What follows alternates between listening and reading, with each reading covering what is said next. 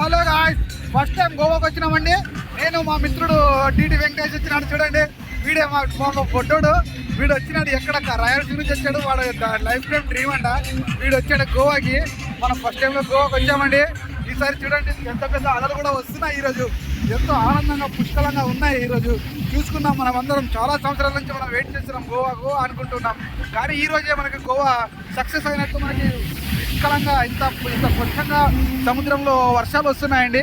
ఈ వానలో కూడా మనం చాలా బాగా ఎంజాయ్ చేస్తున్నామండి. రేపు పౌర్ణమి ఉన్నందు కారణంగా పెద్ద పెద్ద అలలు కూడా వస్తున్నాయి. ఇంతకుముందు అక్కడెక్కడో అలలు ఉన్నాయని చెప్తున్నారు. కానీ ఈ మధ్య కాలం నుంచి నిన్న నుంచి వరదలు ఎక్కువ అయినందువల్ల మనకి ఇక్కడ వరకు వస్తున్నాయండి ఇవి మన అలలు వచ్చేసి. వీడు చూడండి, వీడు ఏమో చేస్తున్నాడు. మన తాళం దిగిన పనుడు వీడి అలలు వస్తున్నాయండి. చాలా పురుగులు ఉన్నాయండి. వాడు దొక్కుతున్నాడండి మనోడు. మనకేంటి అర్థం కావట్లేదండి. ఈ విధంగా మనము తెలుసుకుంటూ పోతే ఇక్కడ ఇసుక తిన్నెలు కూడా చాలా ఎక్కువగా ఉన్నందువల్ల ఈ ఇసుక తిన్నెలు కూడా మనకి చాలా విధంగా మట్టి ఇవన్నీ కొట్టుకొని రావడానికి చాలా అవకాశం ఉందని చెప్తున్నారండి.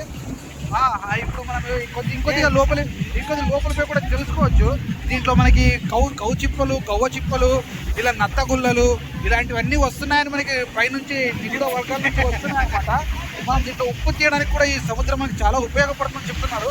ఇప్పుడు దీని మీద మనం విశ్లేషణ చేద్దాము. అలలు చూడండి ఎంత బాగా వస్తున్నాయో. వచ్చినాయి కాళ్ళకు తాకుతున్నాయి. చూడండి. అయ్యో కొద్దిగా వెళ్ళిపోయిందండి అలలు రాకుండా. ఏం చేయలేమండి. అప్పుడప్పుడు అలా వచ్చింది చూడండి. ఇప్పుడు వచ్చింది.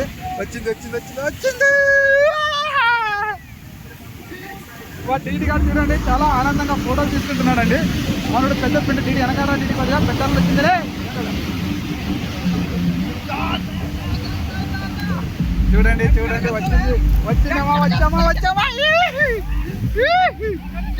కొట్టామా అలలు.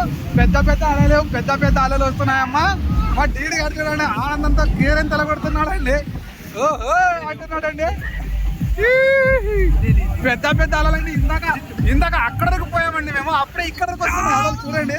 అది చాలా ఆనందంగా ఉంది. భావోద్వేగానికి గురవుతున్నాడు మా టీటీ గారు. ఏం చెప్పాలో కూడా అర్థం కావట్లేదు. చూడండి పిచ్చోళ్ళకి ఎగురుతున్నాడు. వీరు పిచ్చనాలు అమాయకం.